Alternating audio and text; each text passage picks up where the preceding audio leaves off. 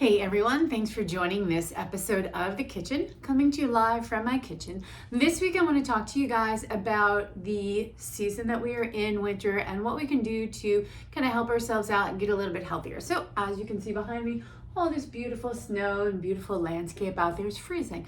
And what we do not see a whole bunch of is sunlight. The days are short, even if it was sunny every single day. The amount of time, especially here in Boston, the amount of sunlight that we're going to get is not adequate for our vitamin D stores. We talked a little bit about that a few weeks ago. So it's not adequate for a whole bunch of things. And one of the biggest things that, sometimes, I don't know, it depends, I guess, on the crowd that you're with, but sometimes we talk about seasonal affective disorder. And that is really what I want to talk about today. So I think, I don't know, I used to hear a lot about this maybe 10 or 15 years ago. People were like, oh, I have seasonal affective disorder. I don't know if it was like the trendy diagnosis or whatever, but it is a thing, and it is related to lack of sunlight and the lack of stimulation to certain systems in our body.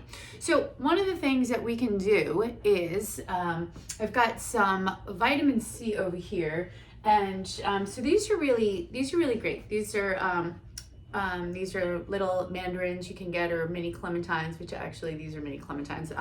But you can get some vitamin C. I like vitamin C a whole bunch of different ways. And I got my basket over here of like roots and vitamin C. It's running low. I have to go get more. It's been a long week. I needed my vitamin C.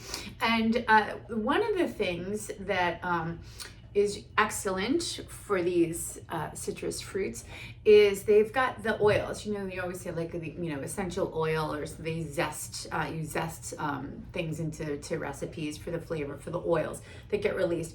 And so there's a lot of research about the oils in citrus, specifically grapefruit, but in most citrus, but the research is done with grapefruits, and how our brain reacts to the smell of citrus.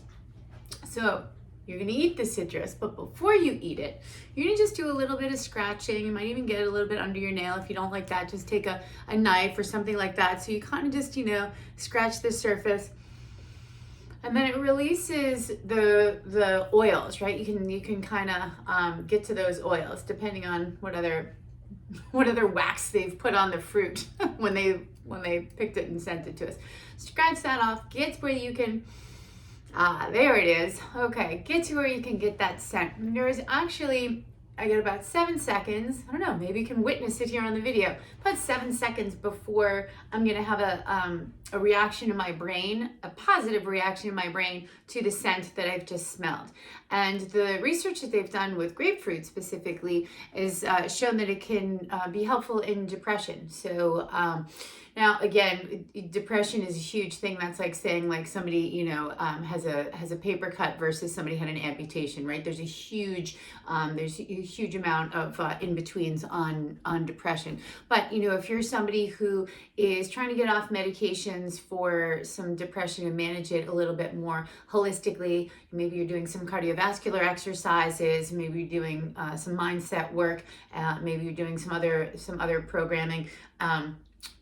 Why not add in citrus? It's a nice clean scent, and so the research shows that it is going to help you with those neurotransmitters that set up for depression. It's going to release some neurotransmitters that are a little bit more positive and uplifting. So let's do that. So what we can do here in the kitchen, keep your basket of citrus on your counter. Otherwise, you forget about it.